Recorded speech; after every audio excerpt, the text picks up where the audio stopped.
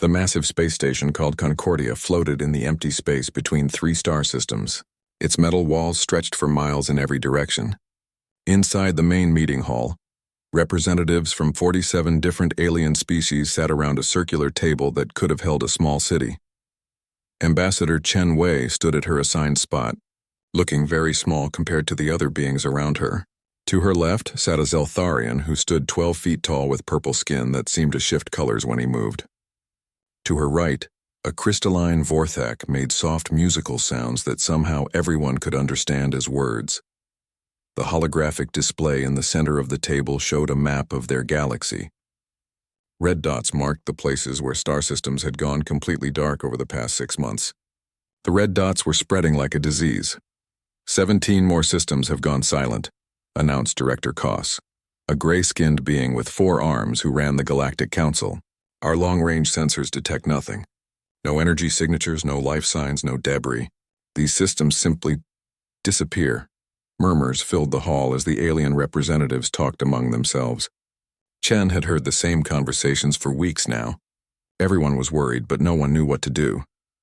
The pattern is clear, said High Chancellor Vex of the Zeltharian Empire. His voice boomed across the room like thunder. Something is moving through the Outer Rim territories, consuming everything in its path. We must respond with overwhelming force. Several other representatives agreed with loud voices and gestures. The Mantari delegate slammed his clawed hand on the table. The Ethereal Collective's ambassador glowed brighter with excitement. Chen raised her hand slowly. If I may speak, the room went quiet. Chen could feel dozens of alien eyes looking at her. Some looked curious. Others looked annoyed that the human had interrupted. On Earth we have old stories, Chen began. Legends passed down for thousands of years. They speak of things that live in the dark spaces between stars, creatures that feed on light and life itself. High Chancellor Vex made a sound that might have been laughter. Ambassador Chen, surely you do not expect this council to base military decisions on primitive human folklore. These are not just stories, Chen continued, her voice steady. Our ancestors wrote about cyclical visitations, beings that come from the void every few thousand years. We call them by different names. The Devourers, the Hungry Dark, things that exist between reality. The crystalline Vorthak representative created a harmony of sounds that translated as amused laughter. How charming that humans still cling to such imaginative explanations for natural phenomena. Chen felt her face grow warm with embarrassment, but she pressed on. Earth has military forces trained specifically for encounters with entities that do not follow normal physical laws. We have weapons and techniques developed over millennia of dealing with these threats. This time the laughter was open and loud. High Chancellor Vex stood to his full 12-foot height. Ambassador, your species has barely mastered faster than light travel. Your most advanced weapons are kinetic projectiles and chemical explosives. What could humans possibly offer against a threat that has destroyed civilizations far more advanced than yours? The Mantari delegate clicked his mandibles in what Chen had learned was their version of scoffing. Perhaps the humans could throw rocks at the enemy. More laughter filled the room. Chen stood there, feeling the weight of their dismissal. She had expected this reaction, but it still hurt. Humanity had only joined the Galactic Council 15 years ago. Most species still saw them as children playing with toys they barely understood. Director Koss raised one of his 4 arms for silence. While we appreciate Earth's enthusiasm to help, this situation requires our most advanced technology and experienced commanders. I propose we dispatch the Grand Alliance fleet, announced Admiral Thex of the Cosmic Federation. She was a tall, thin being with silver skin and large black eyes. 200 ships equipped with quantum shielding, stellar-class plasma cannons, and reality anchor technology. Nothing in this galaxy can stand against such firepower. The room erupted in approval. Representatives from dozens of species voiced their agreement. The plan was simple and appealing. Send their biggest, most advanced fleet to find the enemy and destroy it with superior technology. Chen tried one more time. The legends speak of entities that cannot be fought with conventional weapons. Technology that relies on normal physics may not work against them. Enough, High Chancellor Vex said firmly. This council will not be guided by human superstition. We have science, logic, and the combined military might of the galaxy's greatest civilizations. The vote was swift and unanimous, except for Chen's single opposing voice. The Grand Alliance fleet would launch within the week. Ships from every major species would join the armada. Their mission was to investigate the dark zones and eliminate whatever threat they found. As the meeting ended, the alien representatives filed out in groups, talking excitedly about their great fleet and certain victory. Chen remained at her spot watching the holographic display. The red dots marking dead systems pulsed like a heartbeat. "You seem troubled, Ambassador." Chen turned to see Advisor Nim of the Peaceful Union approaching. The Nim were one of the few species that had always treated humans with respect. They looked somewhat like Earth's dolphins, but with arms and legs, and they could survive in both water and air. "My people have dealt with these things before," Chen said quietly. "The patterns match our oldest records perfectly, but no one will listen. Perhaps because your species is still new to galactic society," Advisor Nim suggested gently. "Trust must be earned over time." Chen nodded, but her expression remained worried. Time is something we may not have. 3 days later, Chen stood in the observation deck of Concordia, watching the Grand Alliance fleet prepare to depart. It was truly an impressive sight. 200 ships of various sizes and designs floated in perfect formation. Zeltharian dreadnoughts with their flowing organic shapes, crystalline Vorthak vessels that looked like geometric art, Mantari war cruisers bristling with weapons, ships from the Cosmic Federation that seemed to bend light around them. The fleet's flagship was the Eternal Victory, a massive vessel that belonged to the Galactic Council itself. It carried the best technology from every member species. Its quantum shields could deflect the energy of entire stars. Its reality anchors could stabilize spacetime itself. Admiral Thex's voice came over the communication system. "Grand Alliance fleet departing for the Outer Rim. We will return victorious." One by one, the ships activated their faster-than-light drives and disappeared in flashes of light. Soon the space around Concordia was empty, except for the usual traffic of civilian vessels and patrol ships. Chen remained at the observation window long after the fleet had gone. She thought about the old stories her grandmother had told her as a child. Stories about things that lived in the spaces between spaces, creatures that fed on reality itself. She pulled out her personal communicator and sent a coded message to Earth. The message was simple: "Prepare the old ways." As she walked back to her quarters, Chen whispered an ancient human phrase her grandmother had taught her. "There are more things in heaven and earth than are dreamt of in your philosophy." Behind her, through the observation window, the stars in the direction of the outer rim seemed to flicker slightly, as if something vast and hungry was moving between them. 3 months passed without a single word from the Grand Alliance fleet. At first, the Galactic Council explained the silence as normal communication delays across such vast distances. But as weeks turned into months, worry began to spread through the core worlds like a plague. Ambassador Chen Wei sat in her small office aboard Concordia, reading reports that grew more disturbing each day. The quantum communication links with the fleet had gone completely dead. Even the emergency beacons that should have activated automatically showed nothing but empty space, where 200 of the galaxy's most advanced ships had vanished. A soft chime announced a visitor. Director Koss entered, his forearms moving nervously. The usually confident leader of the Galactic Council looked tired and worried. "Ambassador Chen," he said, sitting heavily in the chair across from her desk. "I need to speak with you about the situation in the Outer Rim." Chen set down her tablet and looked at him carefully. "Has there been any word from Admiral Thex?" "Nothing," Director Koss admitted. "But that is not why I am here. The dark zones are expanding faster than before. 7 more systems went silent just this week, and now we are receiving refugee ships." Chen felt a cold sensation in her stomach. "Refugees?" "Ships carrying survivors from the affected areas. Their stories are difficult to believe." Director Koss activated a holographic display that showed a battered cargo vessel. The ship looked wrong somehow, as if parts of it had been stretched or twisted by invisible forces. "This vessel arrived yesterday," Director Koss explained. "It carried 47 survivors from the Kepler system. They claim their entire world was consumed by something they call living shadows." The hologram shifted to show a recording of one of the survivors. It was a Mantari trader whose normally green exoskeleton had turned a sickly gray color. When the creature spoke, its voice shook with terror. "They came from between the stars," the Mantari said. "Not ships or missiles or bombs. Shadows that moved like they were alive. They touched our sun and it began to burn black. When the darkness reached our planet, people just disappeared." Not killed. Disappeared. As if they had never existed at all.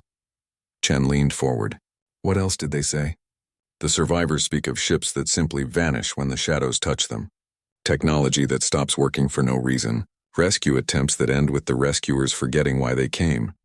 Director Koss turned off the hologram. Ambassador Chen, these reports match the things you spoke of 3 months ago. The old legends? Chen said quietly. Yes. And now the Galactic Council is beginning to wonder if we made a mistake in dismissing your warnings. Chen stood and walked to her window. Outside, she could see the busy traffic of ships coming and going from Concordia. But she noticed something that made her heart sink. More and more of the arriving vessels were refugee ships, packed with beings fleeing from the expanding darkness. My people have been preparing, Chen said without turning around. Ever since the Grand Alliance fleet departed, Earth has been mobilizing forces trained specifically for this type of threat. What kind of forces? Director Koss asked. Chen turned back to face him. Forces that the galaxy would probably call primitive or superstitious. Soldiers who understand that sometimes faith matters more than technology. Weapons blessed by priests and shamans. Ships built according to patterns found in our oldest texts. Director Koss was quiet for a long moment. The High Chancellor still believes this is some kind of natural phenomenon that can be solved with better science. And what do you believe? Chen asked. I believe that 17 of our most advanced civilizations are now silent. I believe that our greatest fleet has vanished without a trace. And I believe that whatever is causing this does not follow the rules of physics as we understand them. The door chimed again. This time it was an emergency communication from the council chambers. Director Koss answered quickly. Sir, came the voice of his assistant. We have an emergency session called by High Chancellor Vex. Reports are coming in of the darkness reaching the Middle Rim systems. Director Koss closed his eyes for a moment. The Middle Rim was much closer to the core worlds. If the expansion continued at this rate, civilizations that had existed for millions of years would be consumed within months. I will be there immediately, he told his assistant, then turned to Chen. Ambassador, I would like you to attend this session. It is time for the council to hear more about these human legends. 20 minutes later, Chen found herself standing before the same circular table where she had been dismissed 3 months earlier. But this time, the atmosphere was very different. Instead of confident voices planning military strikes, she heard worried whispers and nervous movements. High Chancellor Vex looked like he had not slept in days. His purple skin had faded to a dull gray and his usual booming voice was quiet and strained. Members of the council, he began. The situation has become critical. The darkness has consumed 41 star systems. Our most powerful fleet has vanished. And now the threat is moving toward populated areas with billions of inhabitants. The crystalline Vorthak representative created sad musical tones. Our quantum physicists cannot explain how entire star systems simply cease to exist. Our most advanced sensors detect nothing where planets and suns should be. It is as if space itself is being eaten, added the ethereal collective's ambassador, her glow dim with worry. Director Koss stood. I have asked Ambassador Chen to speak with us again about the human perspective on this crisis. Chen felt all eyes turned to her. This time there was no laughter or dismissive gestures. Fear had replaced arrogance. The entities my people call the Void Walkers have visited our galaxy before, Chen began. Our oldest records speak of previous cycles when they emerged from the spaces, between realities to feed on the energy that holds existence, together. How did your ancestors survive these previous visitations? Asked Admiral Thex's replacement, a nervous-looking being from the Cosmic Federation. By understanding that conventional warfare is useless against them, Chen replied. These entities exist partially outside normal space-time. They cannot be destroyed by plasma cannons or quantum weapons. They feed on the ordered energy that powers advanced technology. Then how does one fight them? High Chancellor Vex asked. Chen took a deep breath. With weapons and methods that exist outside the normal rules of physics. With faith and will and understanding of forces that your scientists would call impossible. You mean magic? Said the Mantari delegate, but there was no mockery in his voice now. I mean knowledge that my people have preserved for thousands of years while more advanced civilizations forgot the old ways. Chen corrected. Earth has soldiers trained not just in military tactics, but in rituals and beliefs that can affect reality in ways your physics cannot explain. And you believe human forces could succeed where our Grand Alliance fleet failed? High Chancellor Vex asked. I believe human forces are the only ones who understand what we are really fighting, Chen said. The Void Walkers are not invaders from another galaxy. They are parasites that feed on the life force of reality itself. They can only be fought by those who understand the deeper structures that hold existence together. The room fell silent except for the soft hum of the station's systems. Finally, Director Koss spoke. What would Earth need to mount such a defense? Chen had been waiting months for this question. Full authorization to deploy our special forces. Access to materials and resources from across the galaxy. And most importantly, trust that our methods will work even when they seem impossible. High Chancellor Vex looked around the table at his fellow representatives. Fear had accomplished what logic and evidence could not. One by one, the council members nodded their agreement. Ambassador Chen, High Chancellor Vex said formally, the Galactic Council hereby requests Earth's assistance in defending our galaxy from this threat. You have our full authorization and support. Chen nodded solemnly. I will contact Earth immediately, but I must warn you. Our methods may seem strange to your people. Our ships do not look like yours. Our weapons follow different principles. Our soldiers may appear primitive compared to your advanced forces. At this point, Director Koss said quietly, we are willing to try anything. As the emergency session ended, Chen returned to her office and sent a priority message to Earth. The response came back within hours. The fleet of the Old Ways is ready. Admiral Morrison sends her regards. Chen smiled for the first time in months. Help was coming. The question was whether it would arrive in time. The first sign that the human fleet was approaching came from the deep space monitoring stations around the Sol system. Alien scientists working at these stations sent confused reports to the Galactic Council about massive energy signatures, unlike anything they had seen before. The readings make no sense, reported Dr. Zilax, a crystalline Vorthax scientist stationed near Jupiter. These ships appear to exist partially outside normal space-time. Their energy signatures hurt our sensors to detect, as if reality itself is being bent around them. Ambassador Chen Wei stood in the main observation deck of Concordia, watching long-range displays show the approaching human fleet. Even she was impressed by what Earth had managed to assemble in just 3 months. 150 ships emerged from faster-than-light travel at the edge of the system. But these were not the sleek, elegant vessels that other galactic civilizations preferred. The human ships looked brutal and ancient, even though they had been built using the most advanced technology Earth possessed. The flagship was a massive dreadnought called the Fenrir. It was 3 miles long and built like a giant hammer made of black metal and ceramic plates. Strange symbols covered its hull, markings that seemed to shift and move when viewed directly. Spikes and angular projections gave it the appearance of some prehistoric beast rather than a spaceship. Behind the Fenrir came destroyers named after ancient human warriors: Achilles, Beowulf, Samson, Shaka. Cruisers bore the names of mythical weapons: Excalibur, Mjolnir, Kusanagi. Each ship bristled with weapons that did not belong on any modern spacecraft. Kinetic cannons that fired blessed iron projectiles, electromagnetic pulse generators powered by focusing crystals, hull plating inscribed with protective symbols from every religion and belief system on Earth. Director Koss joined Chen at the observation window. His forearms moved nervously as he studied the approaching fleet. They look, he began, then stopped. Primitive? Chen suggested. Barbaric? Like something from humanity's violent past? I was going to say frightening, Director Koss admitted. These ships feel wrong somehow, as if they should not exist in our modern galaxy. That feeling is exactly why they might succeed where your advanced fleet failed, Chen explained. The Void Walkers feed on ordered energy and logical systems. These ships were designed to exist outside normal patterns. The communication system activated with a signal from the human fleet. A woman's voice spoke with a calm authority that seemed to fill the entire observation deck. Concordia Station.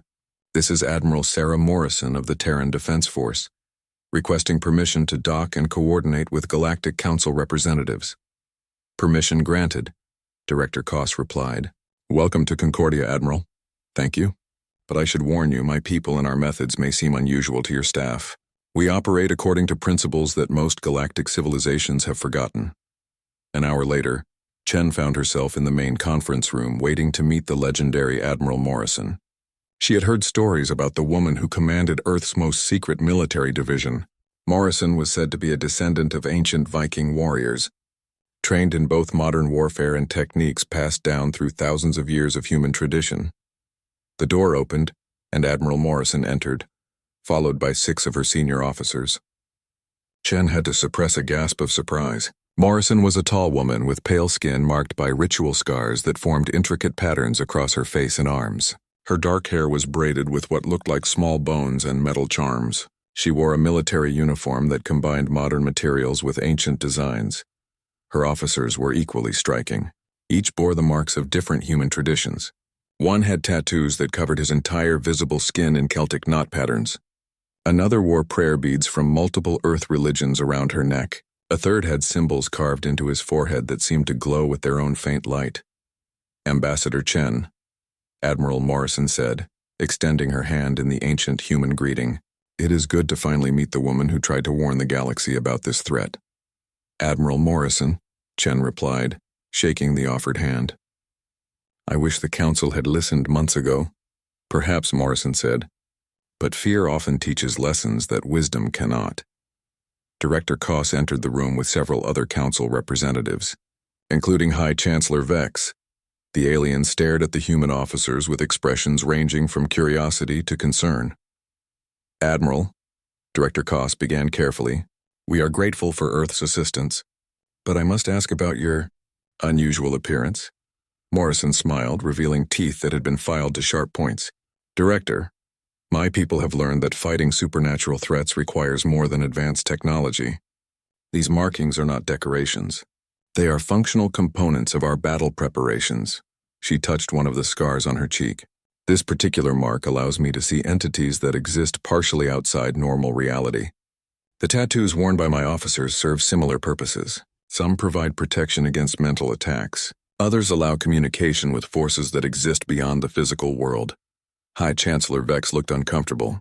"Admiral, surely you do not expect us to believe that primitive body modifications can provide advantages over quantum-enhanced armor and neural implants." "I expect you to judge by results," Morrison replied calmly. "Your quantum-enhanced forces disappeared without a trace. My primitive soldiers are still here." She activated a holographic display that showed detailed images of the human ships. The alien representatives leaned forward to study the strange designs. "Our vessels follow construction principles found in humanity's oldest texts," Morrison explained. "The hull plating is made from meteoric iron that has been blessed by priests from every major Earth religion. The weapon systems incorporate focusing crystals that have been charged with psychic energy from our most powerful mental adepts." "Psychic energy?" the crystalline Vorthak representative asked with musical tones of disbelief.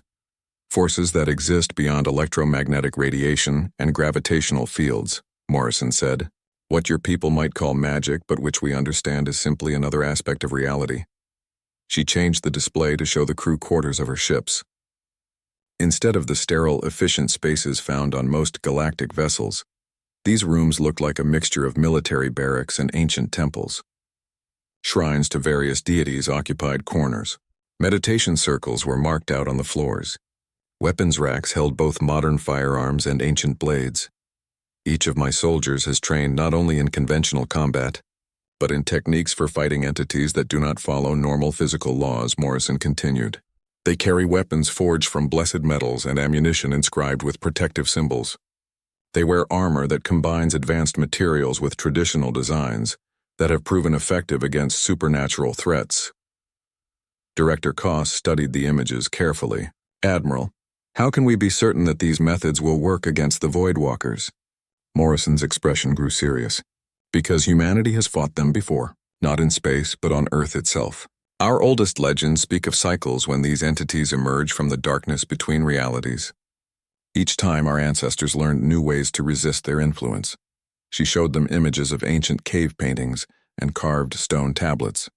The artwork depicted shadowy figures emerging from dark spaces to devour light and life, but it also showed human warriors standing against the darkness, armed with strange weapons and surrounded by protective symbols. "These are not myths," Morrison said. "They are historical records of previous encounters. Humanity has been the galaxy's unwitting guardians for millennia, preserving knowledge that more advanced civilizations dismissed as superstition. High Chancellor Vex looked skeptical. Even if these legends are based on real events, how can primitive weapons affect entities that consumed our most advanced technology? Because the Voidwalkers feed on ordered energy and logical systems, Morrison explained. They are parasites that consume the patterns that hold reality together. Advanced technology with its complex systems and predictable behaviors makes perfect food for them. She gestured to her own equipment. Our methods appear primitive because they exist outside normal patterns. A blessed iron bullet does not follow the same rules as a plasma bolt. A warrior protected by faith and tradition cannot be consumed in the same way as a soldier dependent on technology. The room fell silent as the alien representatives tried to process this information. Finally, Director Koss spoke. "What do you need from us, Admiral?" "Time and trust," Morrison replied. "My fleet will depart for the dark zones within 6 hours. We ask only that the Council allow us to operate according to our own methods, no matter how strange they may seem." "And if you succeed?" High Chancellor Vex asked. Morrison smiled grimly. "Then the galaxy learns that there are some threats that can only be faced by those who remember the old ways." As the meeting ended, Chen watched Admiral Morrison and her officers leave the conference room. Their presence seemed to linger even after they were gone, as if the very air had been changed by contact with forces that existed beyond normal understanding. "Do you think they can succeed where our fleet failed?" Director Koss asked quietly. The human fleet disappeared into faster-than-light travel, leaving behind only the fading energy signatures that made alien sensors ache to detect. For 3 weeks, the Galactic Council heard nothing from Admiral Morrison or her ships. The only updates came from refugee vessels fleeing the expanding dark zones, carrying stories that grew more terrifying each day. Then the reports began to change. The first hint came from a damaged cargo ship that had escaped from the Kepler system. Instead of the usual tales of hopeless destruction, the ship's captain brought news that seemed impossible. The shadows were retreating, the captain told the debriefing officers on Concordia. Something was fighting them. We saw flashes of light in the darkness, and the hungry void began to pull back from our world. Similar reports trickled in from other refugee ships. Stories of distant explosions in empty space, sightings of strange vessels that seemed to burn with their own light, driving back the living darkness. Most alien analysts dismiss these accounts as hallucinations or wishful thinking, but Ambassador Chen Wei listened to every report with growing hope. Deep in the consumed sectors, Admiral Morrison stood on the bridge of the Fenrir, watching her tactical displays show something that should have been impossible. Her ships were not just surviving in the dark zones, they were winning. The first encounter had come 3 days after entering the affected area. Long-range sensors had detected what remained of the Grand Alliance fleet drifting in dead space around a star that burned with black fire. 200 of the galaxy's most advanced ships floated like empty shells, their crews reduced to mindless husks. But when the Voidwalkers had tried to consume the human vessels, they had discovered that blessed iron and consecrated weapons could hurt them in ways that quantum physics could not explain. "Target acquired," reported Lieutenant Commander Hayes from the weapons station. Her face bore Maori tattoos that seemed to pulse with faint light. "Void Walker entity, bearing 27 Mark IV. Morrison looked at the main screen and saw something that made her ritual scars tingle with recognition. The creature was enormous, stretching across several miles of space like a living shadow given form. It moved with purpose and hunger, reaching out with tendrils of pure darkness to drain the remaining energy from a dead planet. "All ships, this is Fenrir," Morrison spoke into her communicator. "Engage pattern theta. Remember your training." The human fleet spread out in a formation that looked chaotic to conventional military thinking, but which followed patterns found in ancient texts about binding supernatural entities. Each ship took a position that corresponded to protective symbols carved into stone circles thousands of years ago. "Blessed weapons. Fire at will," Morrison ordered. The Fenrir's main cannons spoke with voices like thunder, but instead of plasma or particle beams, they fired projectiles forged from meteoric iron and blessed by priests from every major Earth religion. The projectiles struck the Voidwalker and it screamed, not with sound, but with a vibration that passed through reality itself. The creature reeled back, its form becoming less solid as the blessed metal burned through its essence like acid. Around the formation, other human ships added their fire. Kinetic rounds blessed with holy water. Electromagnetic pulses focused through crystals charged with psychic energy. Weapons that existed at the intersection of technology and faith. The Void Walker tried to fight back, sending tendrils of living darkness toward the human ships. But where the shadows touched the blessed hull plating, they simply dissolved. The protective symbols carved into the metal flared with light, creating barriers that the entity could not cross. Marines, prepare for boarding action, Morrison ordered. This was the part that would have seemed completely insane to any galactic military observer. Instead of using advanced combat drones or energy weapons, Morrison was sending human soldiers armed with ancient weapons to board the infected vessels of the Grand Alliance fleet. Sergeant Major Torres led the first boarding party. He was a descendant of Aztec warriors, whose body was covered in tattoos that told the story of humanity's long war against the darkness. His armor combined advanced materials with traditional designs, and he carried weapons that no other galactic civilization would recognize as military equipment. His sidearm was a pistol that fired bullets forged from iron taken from meteorites and blessed by shamans. His primary weapon was a sword made from the same meteoric metal, its blade inscribed with protective symbols from a dozen different human cultures. Around his neck hung amulets that would have looked like primitive jewelry to most aliens, but which provided protection against mental attacks that could drive a person insane. The boarding shuttle approached the dead hulk of a Zeltharian dreadnought. As they prepared to dock, Torres could feel the wrongness that pervaded the ship. The Void Walkers had not simply killed the crew.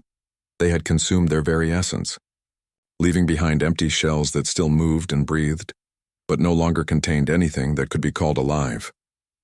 Remember, Torres told his Marines as they prepared to enter the ship, these things used to be people. They are not our enemy. The shadows that control them are our target. The boarding party moved through corridors that felt like walking inside a wound in reality itself. The ship's advanced systems had been corrupted by the Voidwalker's presence. Computer screens showed impossible geometries. Gravity worked in directions that should not exist. The very air seemed diseased. They found the first group of husks in what had been the ship's mess hall. 20 Zeltharian crew members sat at tables staring at nothing with empty eyes. They moved when the humans entered, but their movements were wrong, too fluid, too coordinated, like puppets controlled by a single mind. Blessed salt, Torres ordered. His Marines opened containers of salt that had been consecrated by priests and scattered it around the room. Where the salt touched the husks, they stopped moving and collapsed as the shadow entities controlling them were forced to retreat. But the real fight came when they reached the ship's core. There they found a Void Walker that had taken up residence in the quantum computer systems. The entity had grown fat on the ordered energy of the ship's most advanced technology, becoming a writhing mass of living darkness that filled the entire chamber. Form the circle, Torres commanded. His Marines arranged themselves in a pattern that came from human traditions older than written history. Each soldier held weapons blessed according to different cultural practices, creating a combination of protective energies that no single faith could have achieved alone. The Void Walker attacked with tendrils of pure entropy, trying to unmake the Marines at a molecular level, but the protective circle held, and blessed weapons began to tear holes in the creature's essence. Meteoric iron bullets burned through shadow. Consecrated steel blades cut through tentacles made of living darkness. The entity shrieked as it was forced back into whatever dimensional space it had come from. As it died, the ship's systems began to return to normal. Lights that had burned with black fire returned to their proper spectrum. Gravity resumed its usual behavior. Similar battles took place throughout the dark zones as Admiral Morrison's fleet methodically cleared the infected areas. Each victory was small but significant. Each rescued ship proved that the Void Walkers could be defeated by those who understood their true nature. But the real test came when the human fleet reached the source of the infestation, a massive entity that existed partially in normal space and partially in the void between realities. It was the size of a small moon, a creature of pure hunger that fed on the life force of entire star systems. Morrison stood on her bridge, looking at something that challenged her understanding of reality itself. The entity was beautiful in a terrifying way, its form shifting between dimensions like a living kaleidoscope of darkness and impossible colors. All ships. This is Admiral Morrison, she spoke into her communicator. We are about to engage the primary entity. Remember why we are here. Remember what we fight for. Remember that humanity has faced the darkness before and prevailed. The human fleet arranged itself in the largest protective formation ever attempted. 150 ships took positions that corresponded to a binding circle that covered thousands of miles of space. Each vessel added its voice to a pattern of energy that drew on traditions from every human culture. Fire, Morrison ordered.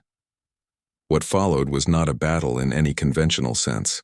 It was a ritual of banishment carried out on a cosmic scale, using warships as components in a ceremony that sought to drive the Voidwalker back to whatever realm it had come from. Blessed weapons spoke in unison. Protective symbols flared with light across the hulls of human ships. Marines aboard infected vessels fought shadow entities in hand-to-hand combat using weapons their ancestors would have recognized. The primary entity fought back with all the fury of something that had fed unopposed for eons. It reached out with tendrils of pure destruction, trying to unmake the human ships at a fundamental level. But the blessed hulls held, and the protective formations channeled energies that existed beyond the normal rules of physics. Slowly, impossibly, the massive Voidwalker began to retreat. Its form grew less solid as the binding ritual forced it back toward the dimensional spaces between realities. The return of the human fleet to Concordia Station created a sensation throughout the galaxy. Long-range sensors detected the approaching ships while they were still days away from the station, and the readings made alien scientists question everything they thought. They knew about physics. The human vessels were escorting a massive convoy of rescued ships, not just the remains of the Grand Alliance fleet, but hundreds of civilian vessels that had been trapped in the dark zones for months. More importantly, Admiral Morrison's ships carried something that should have been impossible: preserved remains of the Voidwalker entities they had destroyed. Ambassador Chen Wei stood in the main docking bay as the Fenrir came alongside Concordia Station. She could see the changes that the battle had left on the human ships. Their hulls bore scars that looked like they had been burned by something beyond normal matter. Strange symbols that had been carved into the metal now glowed with a faint light that seemed to exist outside the normal spectrum. The docking bay fell silent as Admiral Morrison disembarked with her senior staff. The ritual scars on her face had deepened during the campaign, and new markings covered her arms. She carried herself with the quiet confidence of someone who had faced the impossible and won. Director Koss approached with a delegation of council representatives. For the first time since Chen had known him, the usually composed leader seemed uncertain about how to proceed. Admiral Morrison, he began carefully, the Galactic Council owes you and your people a debt that can never be repaid. Morrison nodded politely. Director Koss, we did what humanity has always done. We stood against the darkness. The reports we received seemed... High Chancellor Vex struggled for words. Impossible. Your ships not only survived in the dark zones but actually defeated entities that consumed our most advanced technology. The reports are accurate, Morrison confirmed. The Voidwalkers have been driven back to the dimensional spaces they came from. The infected star systems are returning to normal. Your people are safe. She gestured to her officers, each of whom carried sealed containers made from the same meteoric iron that plated their ships. We brought proof. The containers held what Morrison's scientists had managed to preserve of the defeated Voidwalkers. To the naked eye, they appeared to contain only empty darkness. But when alien sensors tried to analyze them, the reading showed patterns of energy that existed partially outside normal spacetime. Dr. Zilax, the crystalline Vorthak scientist, studied the containers with instruments that began to malfunction when pointed at the samples. These entities, they appear to be made of entropy itself. Living manifestations of the force that causes reality to decay. That is correct, Morrison agreed. They feed on the ordered energy that holds existence together. Advanced technology with its complex systems makes perfect food for them. The implications sent waves of shock through the assembled alien representatives. Everything they had built their civilizations on, quantum computers, plasma weapons, faster-than-light drives, all of it was vulnerable to creatures that could consume the very patterns that made such technology possible. But how did you defeat them? asked the ethereal collective's ambassador, her glow dimmed with confusion. Morrison activated a holographic display that showed images from the battle. The alien representatives watched in amazement as human soldiers fought shadow creatures with weapons that looked like they belonged in a museum. They saw ships arranged in patterns that seemed random until Morrison explained their deeper meaning. Each formation follows protective geometries found in humanity's oldest religious texts, she explained. These patterns create fields of energy that exist outside normal physics. The Void Walkers cannot consume what they cannot understand. She showed them footage of Marines boarding infected ships, their bodies protected by armor that combined advanced materials with traditional designs. The symbols carved into their equipment glowed with light that pushed back the living darkness. Our weapons work because they exist at the intersection of technology and faith, Morrison continued. A bullet forged from meteoric iron and blessed by priests carries energies that the Voidwalkers cannot process. A sword consecrated by shamans can cut through shadow because it operates outside the normal rules of matter and energy. High Chancellor Vex looked deeply uncomfortable. Admiral, are you suggesting that religious beliefs have actual power to affect reality? I am stating that reality is more complex than your scientists understand, Morrison replied calmly. The universe contains forces that cannot be measured by instruments or explained by equations. Humanity has preserved knowledge of these forces, while more advanced civilizations dismissed them as superstition. Director Koss studied the battle footage carefully. Your people seem to know exactly how to fight these entities, as if you had encountered them before. Because we have, Morrison confirmed. The Voidwalkers visit our galaxy in cycles that last thousands of years. Each time they consume civilizations that have grown dependent on advanced technology, but each time, humanity survives because we remember the old ways.